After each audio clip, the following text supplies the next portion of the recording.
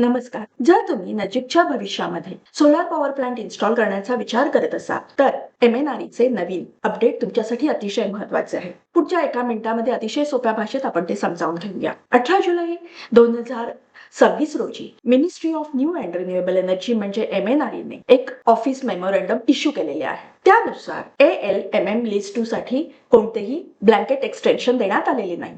मात्र net metering आणि open access solar प्रोजेक्टसाठी 31 डिसेंबर 2026 पर्यंत एक लिमिटेड ट्रान्झिशन विंडो देण्यात आलेली आहे. याचा सोपा अर्थ असा की जर तुमचा सोलार पॉवर प्रोजेक्ट 31 डिसेंबर 2026 पूर्वी कमिशन झाला तर या ट्रान्झिशन विंडो अंतर्गत ALMM लिस्ट 2 संदर्भात उपलब्ध असलेल्या तात्पुरत्या सवलतीचा लाभ पात्र सोलार प्रोजेक्टला मिळू शकेल. मात्र त्यानंतर म्हणजे 1 जानेवारी 2027 नंतर या ALMM लिस्ट 2 चे पालन करणे आवश्यक असेल. याचाच अर्थ जर तुम्ही सोलार बसवण्याचा विचार करत असाल तर शेवटपर्यंत वाट पाहू नका, कारण प्लॅनिंग, डॉक्युमेंटेशन आणि कमिशनिंग हे वेळेत पूर्ण होणे आवश्यक आहे. जर 31 डिसेंबर 2026 पूर्वी ह्या सर्व गोष्टी पूर्णपणे कमिशन झाल्या, पूर्णपणे तुमचा सोलार पॉवर प्लांट इन्स्टॉल झाला, तर तुम्हाला या सवलतीचा लाभ मिळू शकतो. त्यामुळे ग्राहकांनी लवकरात लवकर निर्णय घ्यावा, सो दॅट